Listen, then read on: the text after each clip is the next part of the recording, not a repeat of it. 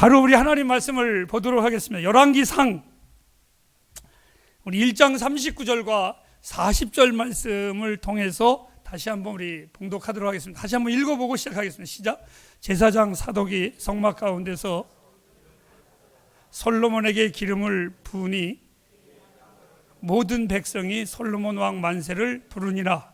모든 백성이 왕을 따라 올라가서 피리를 불며 크게 즐거워하므로 땅이 저희 소리로 인하여 갈라질 듯 하니.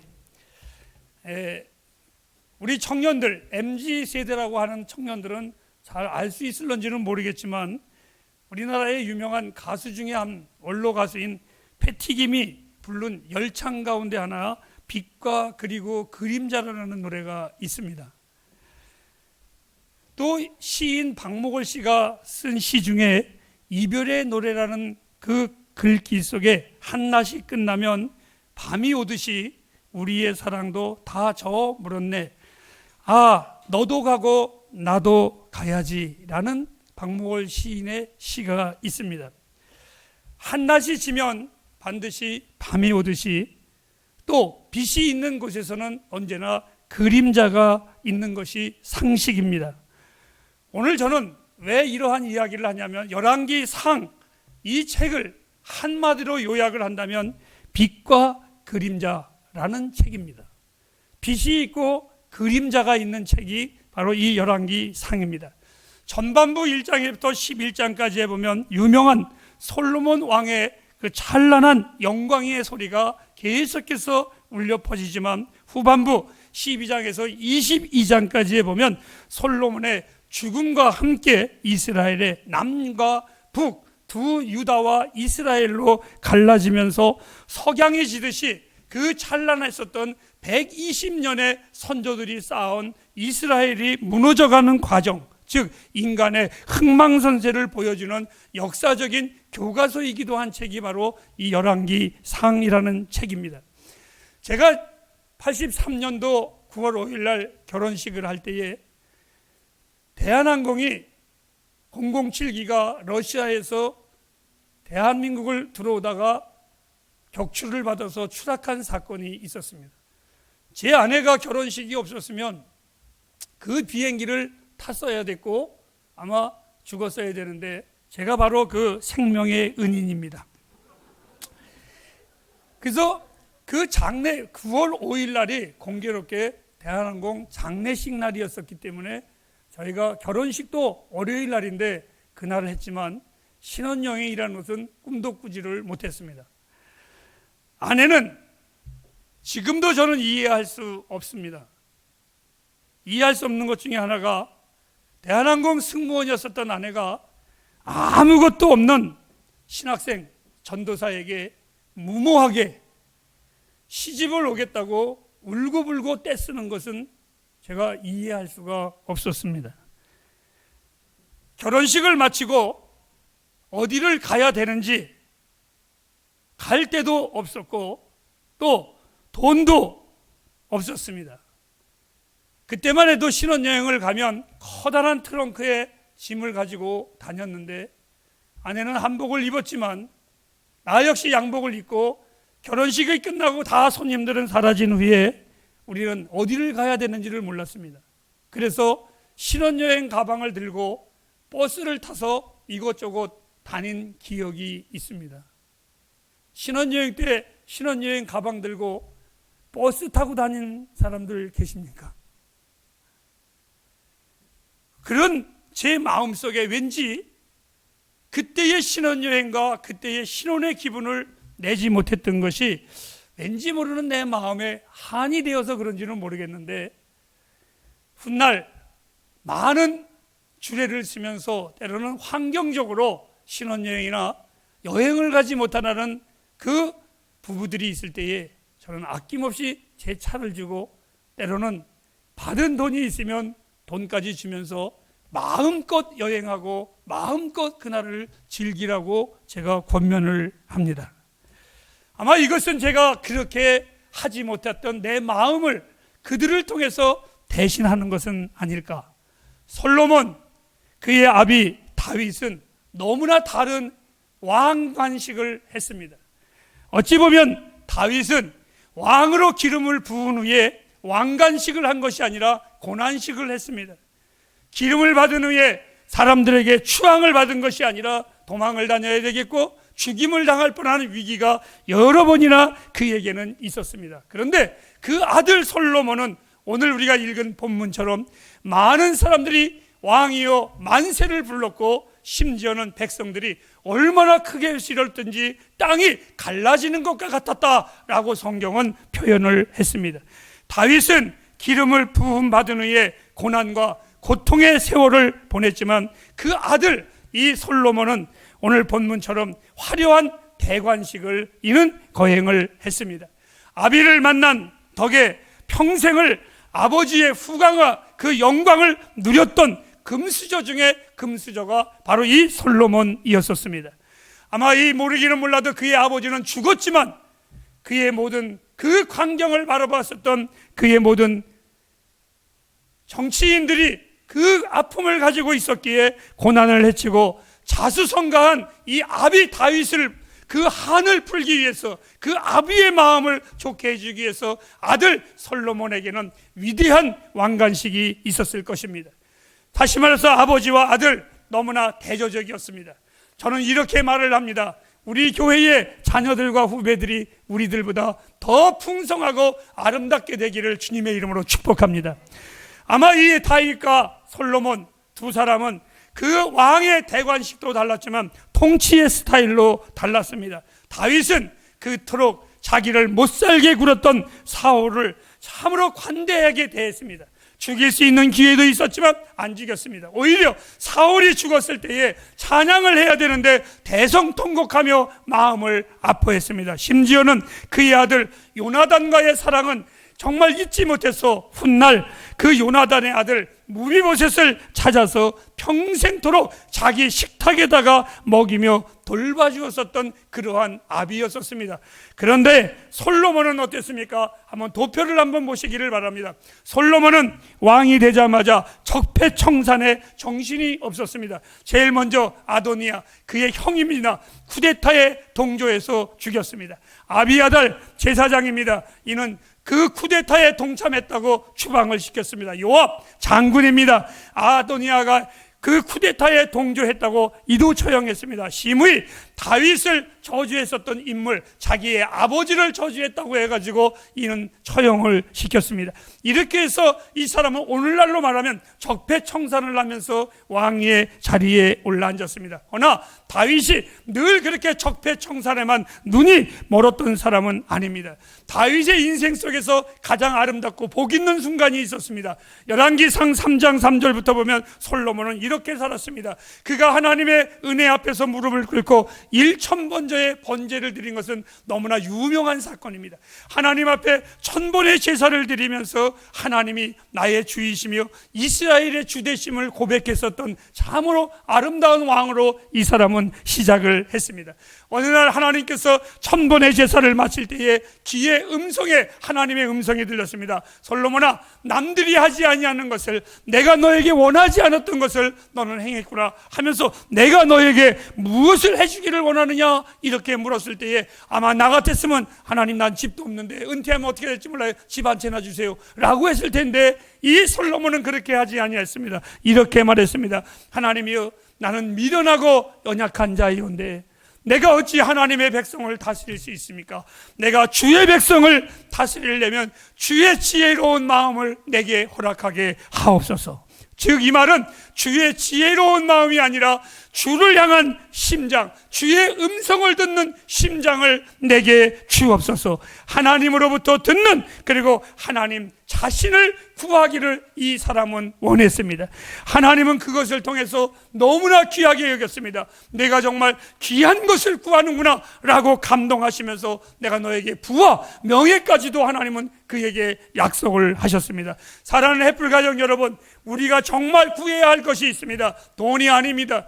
명예가 아닙니다. 우리가 정말 구해야 할 것은 하나님을 구하시기를 바랍니다. 그분의 손에 그 모든 것이 다 있음을 저는 믿습니다.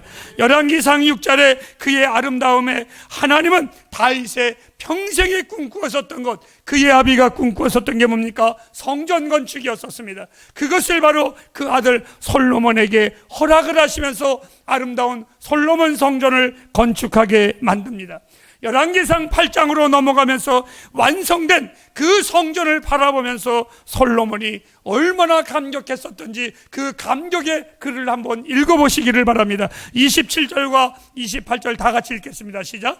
하나님이 참으로 하늘과 하늘들의 하늘이라도 주를 용납하지 못하겠거든 하물며 내가 건축한 이전이니까. 그러나 나의 하나님 여호와여, 종의 기도와 간구를 돌아보시며 종이 오늘날 주 앞에서 부르짖음과 피는 기도를 들으시옵소서. 여러분, 하늘과 땅도 감당할 수 없는 그 하나님이 내가 지은 이 작은 것에 하나님이 거하시니 이것이 내 은혜가 얼마나 큰지요. 그리고 솔로몬은 계속해서 말합니다. 지금은 내가 지은 성전이라고 말했지만 솔로몬은 그 다음 구절을 읽어보면 이렇게 말합니다. 하나님이여, 그 어느 것도 내 것이 아니라 주께서 주신 것으로 내가 주의 전을 지었나이다. 이렇게 그는 고백을 했습니다. 제가 사무엘상을 읽으면서 우리 신학교 다닐 때에 많은 말을 합니다. 조금 이따가도 나오지만 솔로몬이 얼마나 방탕했습니까? 이게 사람들이 말을 합니다. 솔로몬이 구원 받았을까? 안 받았을까? 저도 사실 잘 모르겠어요. 그의 방탕한 걸 보면 저게 지인간이 지정신인가? 또 어떨 때 보면 또 잠언 전도서 같은 거 읽어보면 그럴듯하기도 하고 정말 헷갈려 죽겠습니다. 그래서 저의 결론은 사무엘상 8장에서 솔로몬의 인생이 끝났으면 참 좋았을 텐데 이렇게 생각을 해봅니다. 이후로 8장 이후로 이 솔로몬의 인생은 급격히 나락의 길로 떨어져 버리고 말았습니다. 명성과 부를 누리다 보니까 그의 눈에 보이는 것이 없었습니다.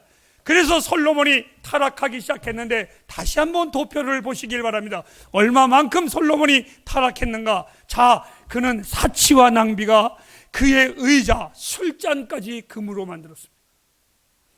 지나친 건축사업, 성전 건축이 7년 6개월 걸렸는데요, 솔로몬은요 자기의 집을 짓는데 13년이 걸렸습니다. 지나친 군비 확장, 말과 전차를 수입했습니다. 하나님이 지켜주신다고 했기 때문에, 멸망하지 않는다고 했기 때문에 걱정하지 않아도 되는데 그는 자기의 위세를 자랑하기 위해서 끝내 호색과 우상숭배, 아내가 700명이고 세컨드 와이프가 300명이었습니다. 그것도 모자라서 외국 여자를 수입까지 했습니다. 이런 것을 보면 이 사람이 얼마나 타락을 했는가를 우리는 알 수가 있습니다. 결과는 이 솔로몬의 죽음과 함께 이스라엘의 통일 왕국, 사울의 40년, 다윗의 40년, 솔로몬의 40년, 120년이 무너지면서 남쪽은 그냥 성경의 유다로, 북쪽은 이스라엘로 두 쪽으로 나뉘어지고, 이 남쪽은 유다는 아들 르호보암이 통치를 하고 북쪽 이스라엘은 관리였었던 여로보암이 통치하면서 두 왕국의 분열은 80년의 그 아픔의 세월을 그 두 왕조가 마지막까지 이어가는 것이 후반부의 이야기, 사무엘상의 책입니다. 사실 이후로 두 민족은 지금까지 이스라엘과 사마리아, 팔레스타인, 이 나라는 끊임없이 갈등과 분쟁과 전쟁이 계속되고 있습니다. 마치 대한민국과 북한이 늘 아우성치는 것과 똑같은 모습을 우리는 바라보고 있습니다.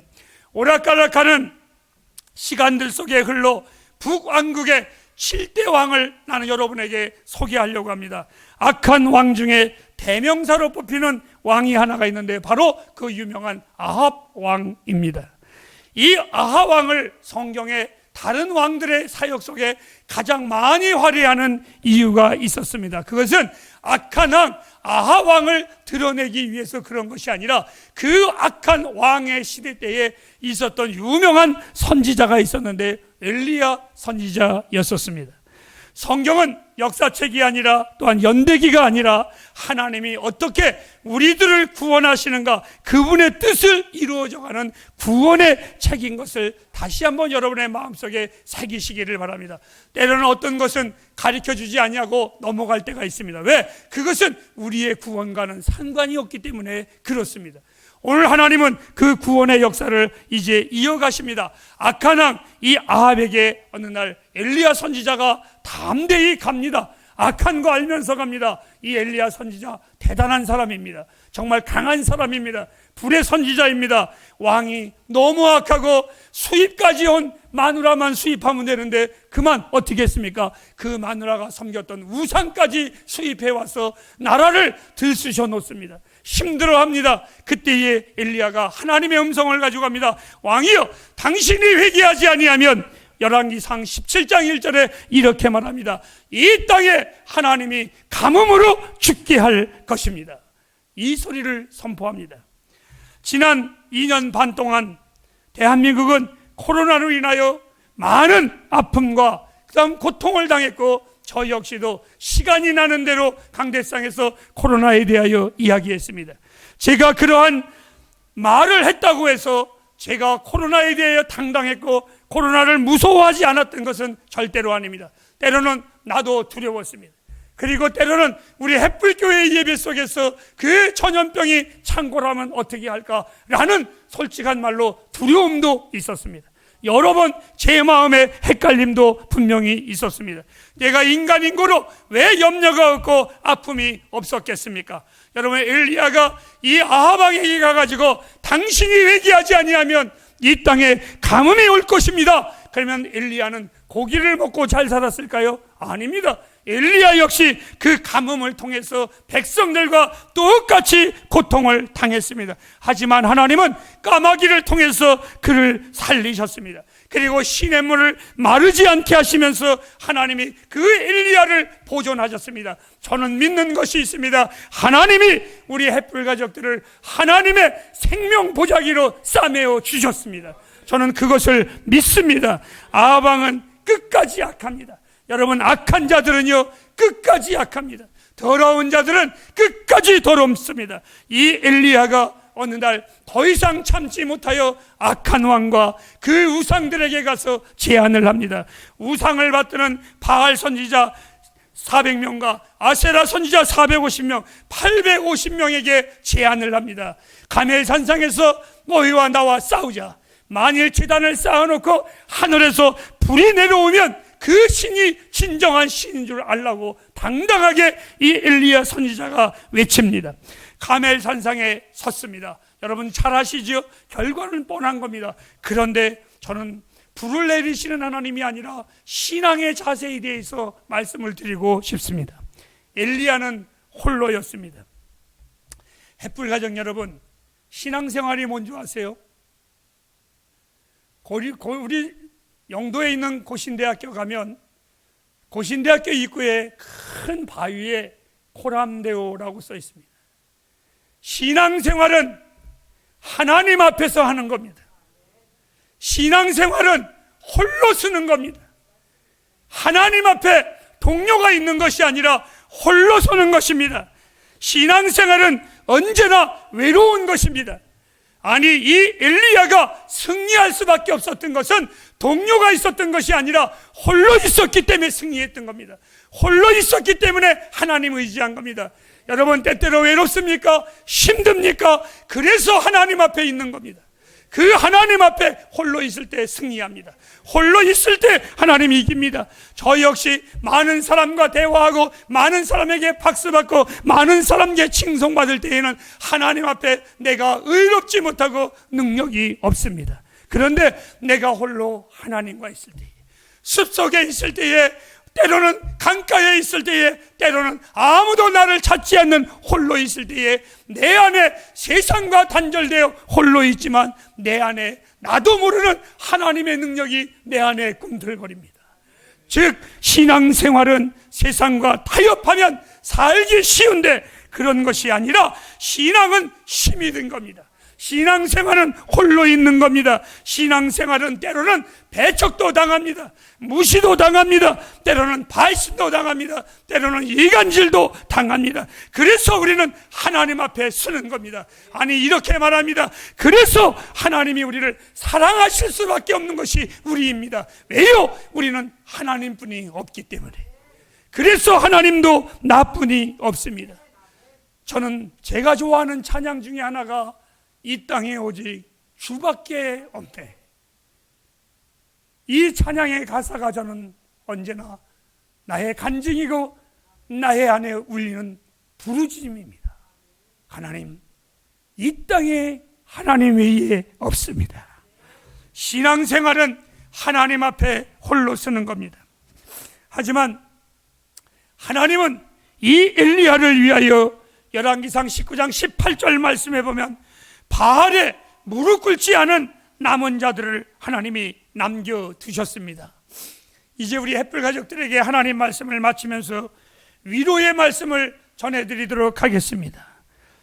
때로는 힘들고 어렵더라도 절대로 세상 앞에 무릎 꿇지 마십시오. 여러분을 위하여 교회가 기도합니다.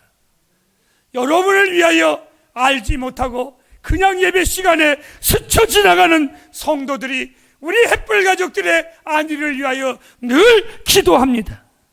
자녀들이여, 믿음의 기도들이 당신들을 위하여 기도하는 걸 잊지 마십시오. 부모님들이여, 우리의 자녀들이 우리의 부모님들을 위하여 기도하는 것 잊지 마십시오.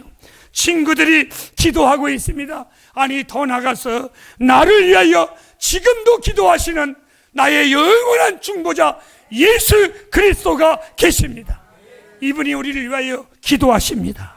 나의 오직 하나님만이 참 하나님이십니다. 하나님을 섬기겠다고 결단하는 나와 여러분이 되기를 주님의 이름으로 부탁합니다. 오늘 이 엘리야가 백성들에게 외칩니다. 하나님만을 섬기겠다고 결단하라고. 오늘 이 열왕기 상을 통해서 하나님은 우리에게 이렇게 명령하십니다.